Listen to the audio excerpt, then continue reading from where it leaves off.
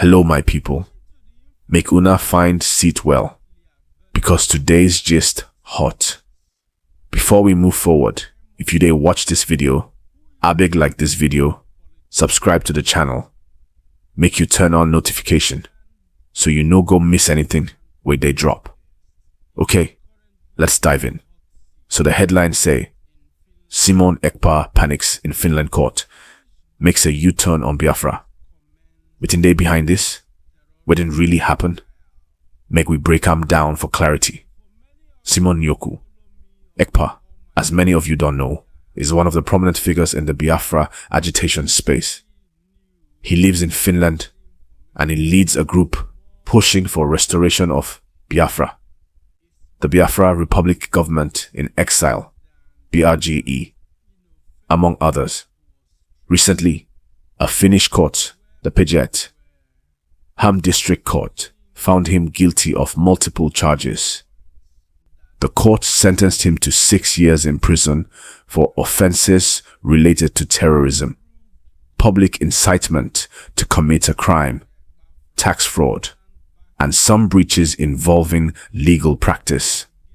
According to the court, part of the evidence was that he used his social media influence to inflame unrest in southeastern Nigeria between 2021 and 2024, telling his followers to commit acts that the court considered criminal. Also, the court said he facilitated supply of weapons, explosives, ammunition to groups in Nigeria via his network. Now, this is where the panic and U-turn part of your headline comes in. What people are interpreting as a panic is his attempt to distance himself from some of the more radical stances or claims. Reports suggest that during court proceedings, he made statements that tone down or retreat from earlier positions on Biafra, perhaps trying to soften or reposition his image under legal pressure. That is what people mean by U-turn. Some media content has labeled this as him backtracking.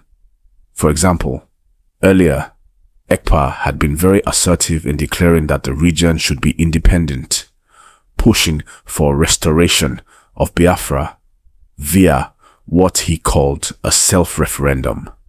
He had claimed that millions participated in that referendum.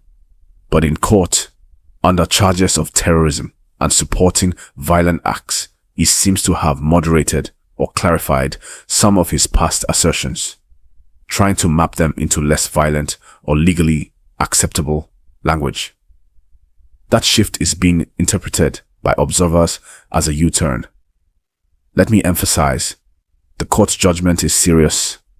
It says that from August 2021 to November 2024, Ekpa waged a campaign of incitement, assisted armed groups, used social media to mobilize persons to commit crimes, and evaded taxes, among other charges. The Finnish judiciary said these were not mere political speech, but acts crossing into criminal territory. The Nigerian federal government has welcomed the verdict, calling it a landmark judgment. The government sees it as support in its fight against separatist violence, a message to extremists that international law must hold sway. They also used the moment to urge followers of Ekpa and other agitators to drop violence and embrace peace. Now, some contextual points. Ekpa succeeded as a leader after Nnamdi Kanu of IPOB was arrested and taken to Nigeria. Under his leadership, sit-at-home orders became common. Those orders are days when people are told to stay indoors as protests. These had severe economic and social impacts. Reports estimate these disruptions cost billions of naira in economic losses. The Biafra self-referendum he and his group initiated ran from February to November 2024. At the end, BRGE declared Biafra's restoration. But that declaration is not recognized by Nigeria or by international law. so it remains symbolic for now. Let me talk to you, the audience. This matter is not just about one man. It sits at the crossroads of politics, security, regional tensions, identity, and the rule of law. If someone uses social media to mobilize violence or supply arms, governments and courts will treat that as crime, not just speech. The big question is, can movements for autonomy or self-determination stay within legal boundaries? Or will they always drift into violence and then invite legal crackdowns? Also, there is risk in over-romanticizing separatist movements without scrutinizing their methods. When you fight for a cause, but end up harming innocent citizens, destroying lives, the line is crossed. On the other hand, suppressing dissent entirely would also be unjust. The balance is delicate. So, from Ekpa's panic, i.e., his attempt to soften or reinterpret his past positions, to the court's heavy sentence, there's a story of how legal systems can force political actors to recalibrate their narratives. Whether he will appeal, or whether his legal team will try to overturn or reduce the sentence, is something to watch. Also, what will happen in Nigeria, how his followers will react, whether unrest will flare. These are all important. If I were advising people watching this, keep calm but stay informed. Don't pick fights because of what you hear. Always verify. Support peaceful advocacy. Demand accountability. And if your area is affected by any of this, avoid violence. Let's push for justice with dignity. Alright, my people, make we continue the gist. But before we go deeper, please like this video, subscribe to the channel, and turn on the notification bell so that you no go miss the next update. Because this Simon Ekpa matter still get many corners.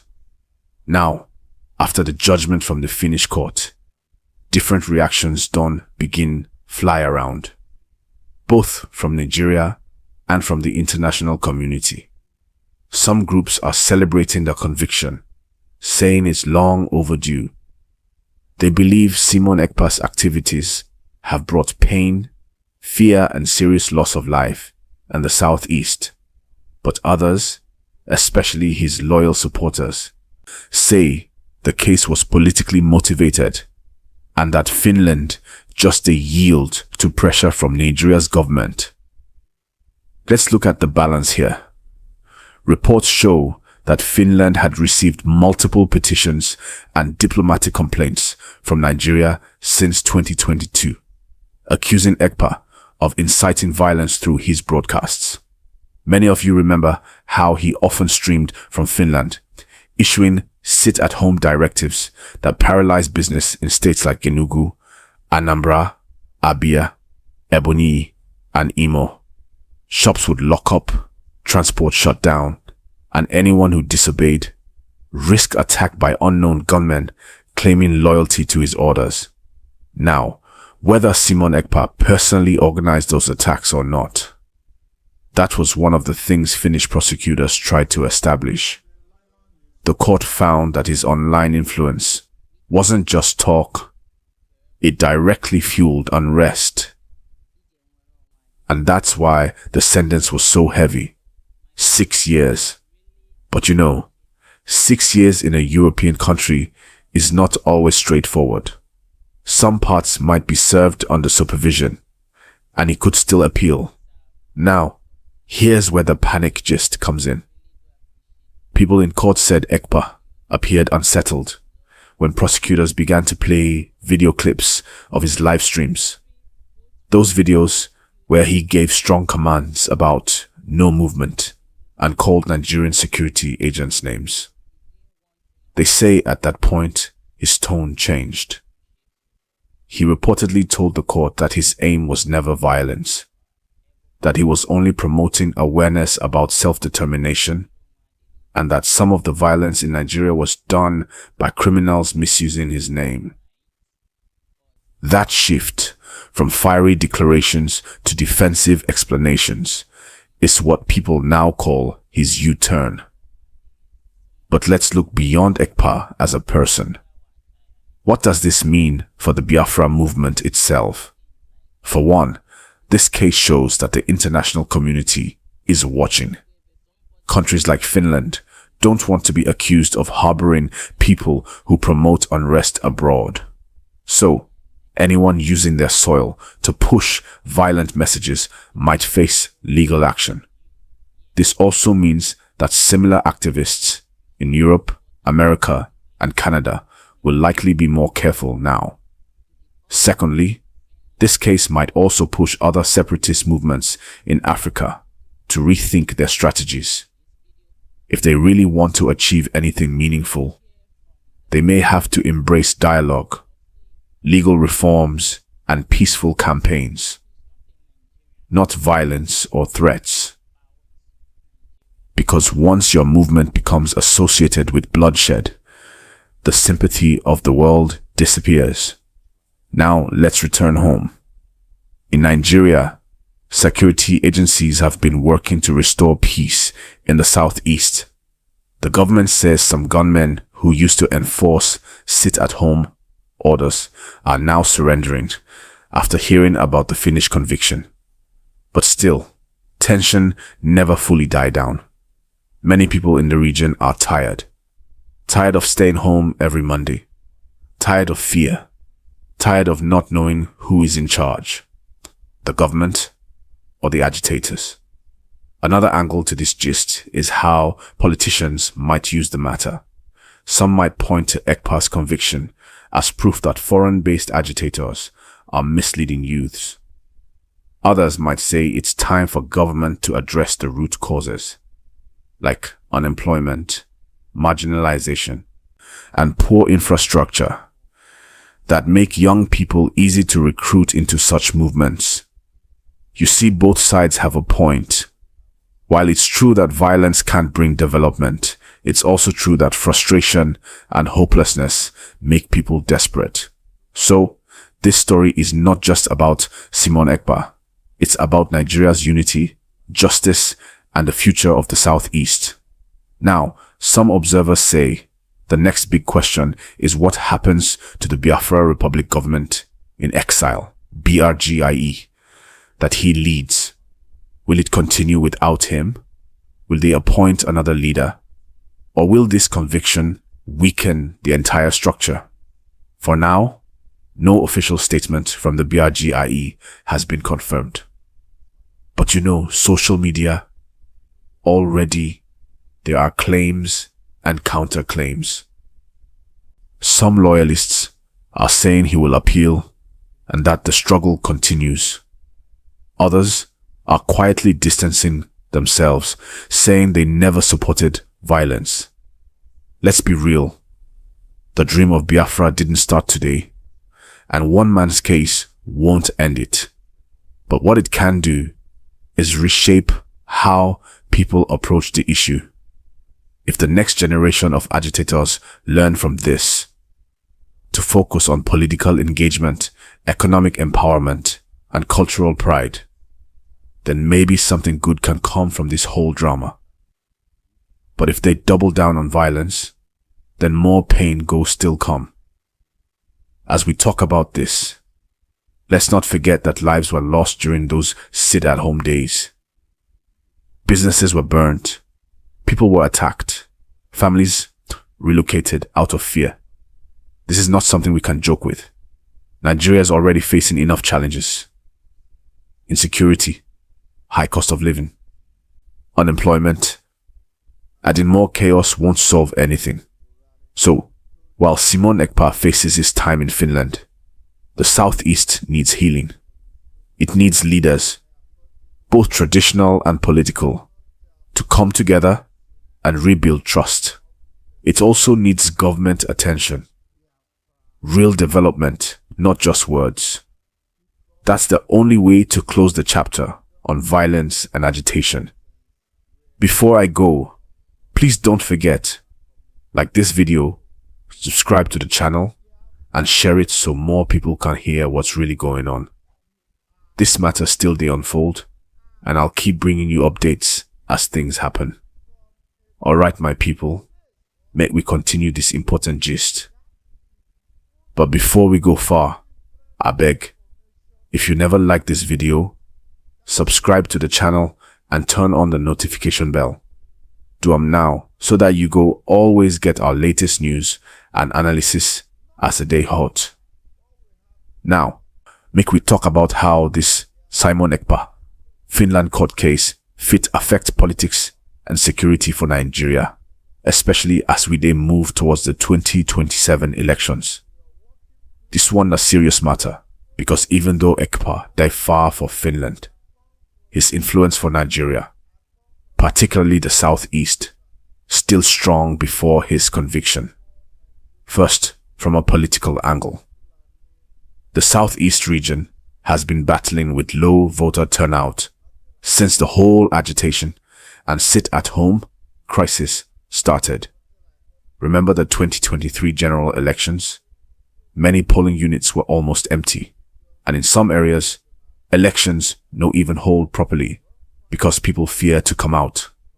That fear was directly linked to the insecurity caused by armed groups claiming loyalty to the Biafra struggle. Now that the so-called leader behind many of those calls don't face conviction abroad, the big question be, will 2027 be different? If peace begins to return, and if people start to feel safe again, then voter participation might improve. That will give the Southeast a stronger voice in national politics. But if the vacuum left by Ekpa leads to confusion among agitators, if new factions rise and start giving conflicting orders, then the problem might even get worse. Because when there's no clear leadership, small violent groups start acting on their own, and that can make security agencies work harder. Now, talking about security, since news of Ekpa's conviction broke, reports from local communities in Enugu and Imo states say that some of the so-called enforcers of sit-at-home have reduced their operations. Security patrols have also increased. But make we no deceive ourselves. Peace for the southeast still delicate. Some of the men enforcing those orders know they even follow Ekpa directly. They are using the chaos to make money or settle personal scores. That's why the Nigerian government must follow this victory up with serious peace and reintegration plans, not just more arrests. One thing will go really help is communication and trust. People in the southeast want to feel heard, not just controlled. Many of them say the government know they take their grievances seriously. So instead of just using police or army response, there should be more listening, more dialogue, youth empowerment, and development projects. Once people get hope, them no go follow violence again. Now let's enter the international angle of this gist. Finland's judgment against Ekpa sends a very strong signal to other countries.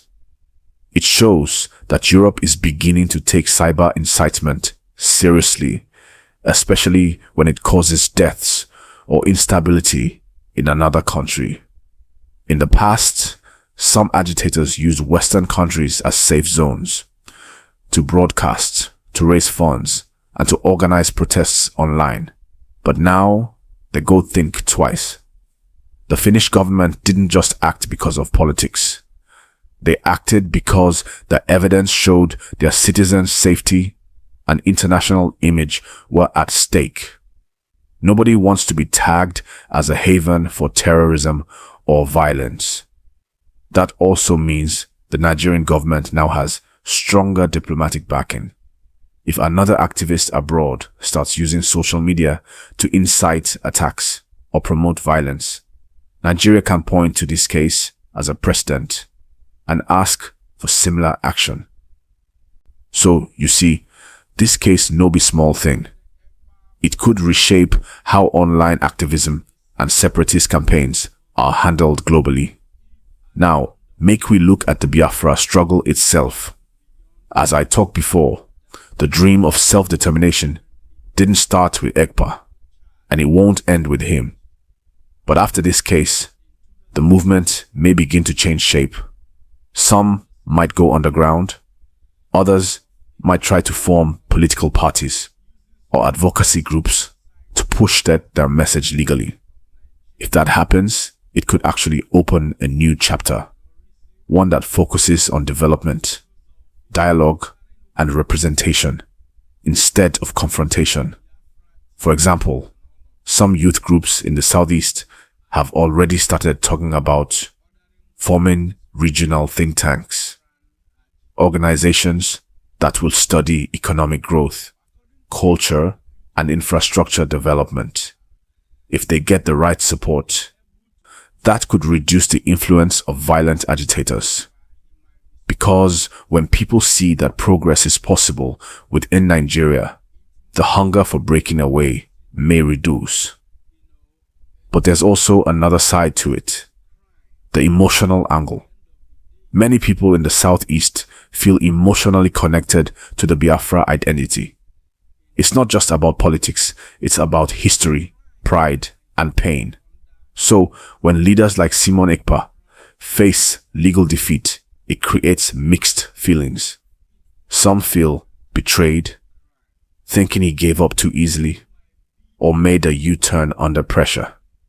Others feel relieved, believing maybe this will finally bring peace.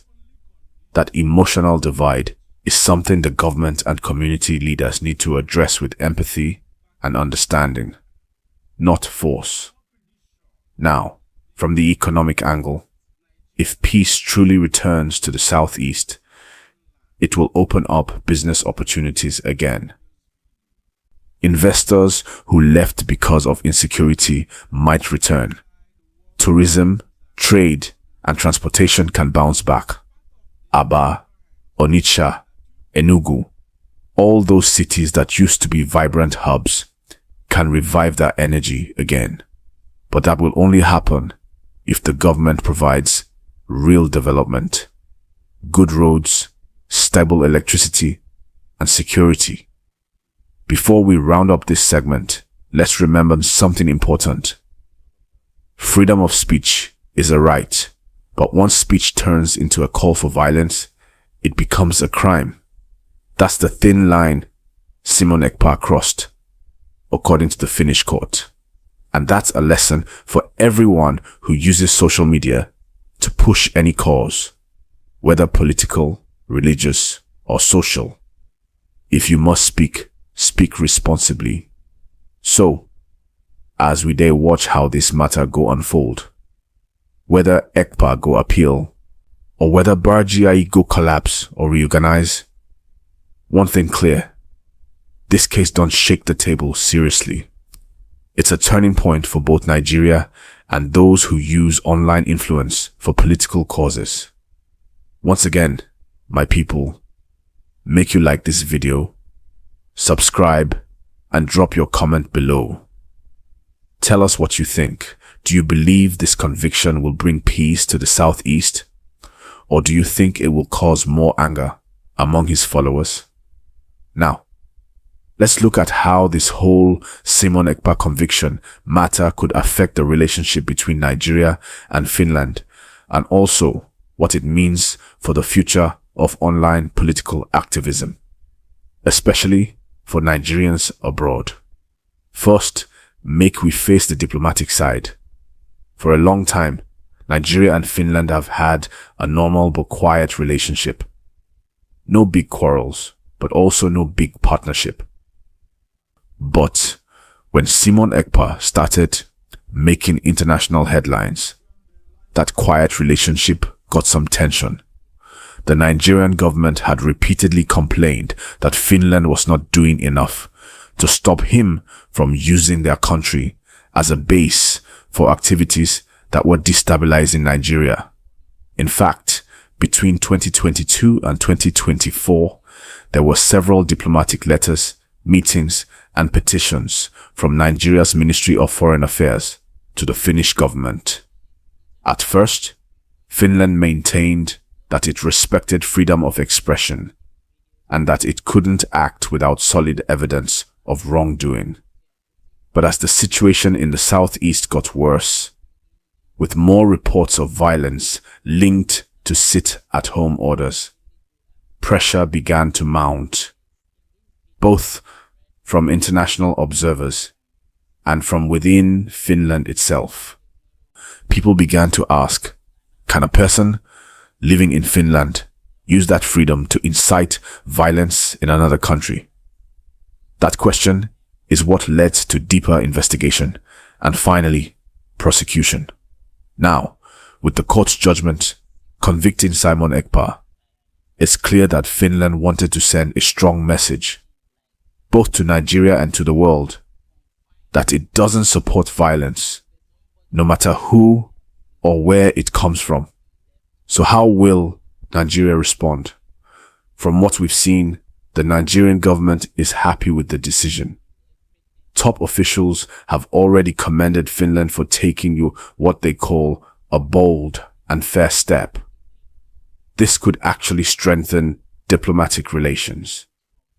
Because when one country helps another to address cross-border crimes or security threats, it builds trust.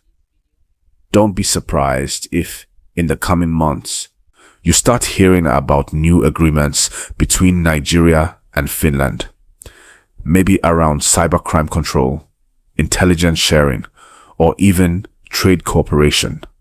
It's also possible that Nigeria's embassy in Finland will become more active now, following up on diaspora cases and making sure that any Nigerian group abroad is operating within the law.